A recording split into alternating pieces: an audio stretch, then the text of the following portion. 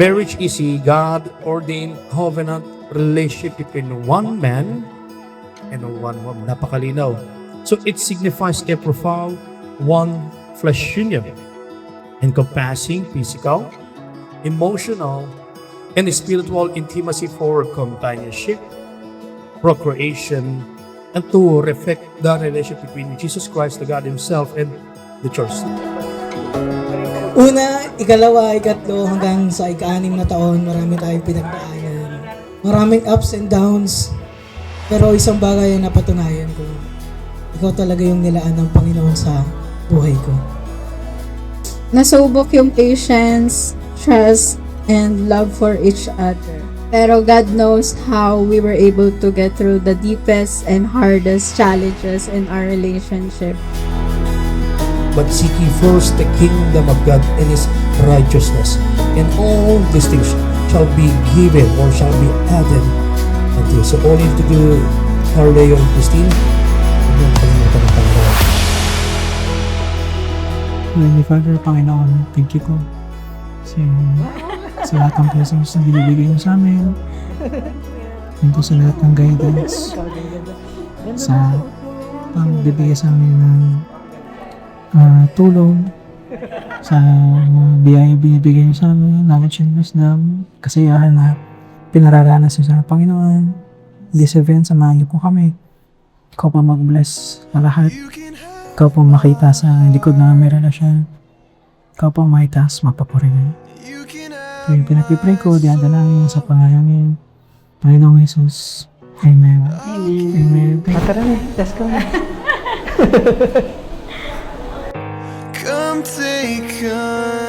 Sabi nila, para ma-appreciate mo ang isang bagay, balikan mo lang kung paano ito nagsimula. Kaya hindi ko makalimutan na nagsimula ito sa simpleng chat ko sa'yo. I believe that was September 2017. Single ako noon. Never pa ako nagka-girlfriend. It all started when you replied to my story. Something so simple, pero that moment became the start of everything beautiful between us from that day on. Thank you, Ma, tsaka pa. Kasi pinalaki niyo akong maayos.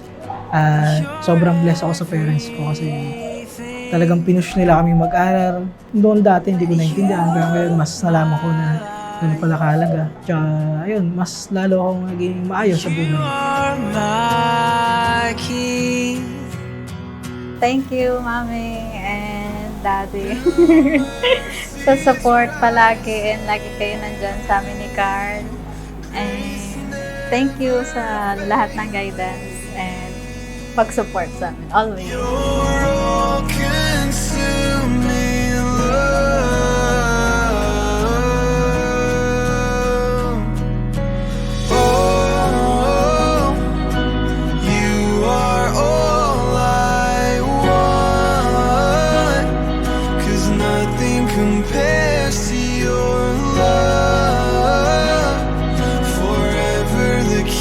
After nyo maikasal mamaya, pag kayong legal na mag-asawa, hindi lang mag-asawa, kundi legal na mag-asawa na habang buhay kayong magkasama bilang mag-asawa sa motong ito. Carleo, Ditika Christina, to be your lovely wedded wife, to have and to hold from this day forward, for better, for worse, for richer, for poor, in a sickness and in health, to love and to cherish, till that day part. I do po, Pastor. Christina, Ditika Carleo, to be your lovely wedded husband, to have and to hold from this day forward, for better, for worse, for richer, for poor, in a sickness and in health, to love and to cherish, till that day part. I do.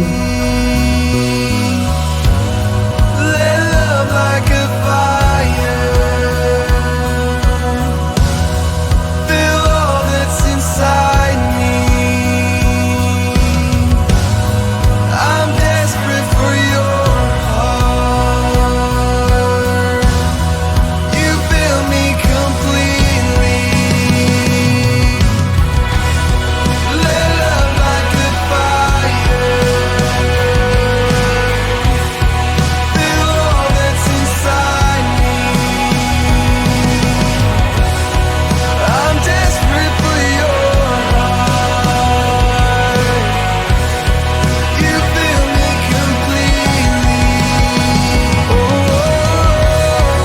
Ngayon, nakasal na tayo. Alam ko panibagong chapter to. Pero hindi ako nangamba dahil alam ko si Lord kasama natin.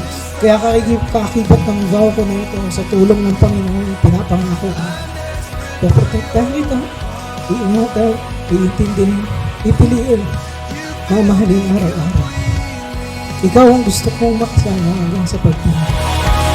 I will keep choosing you in every season, in every challenge, in every version of us. I love you always and always.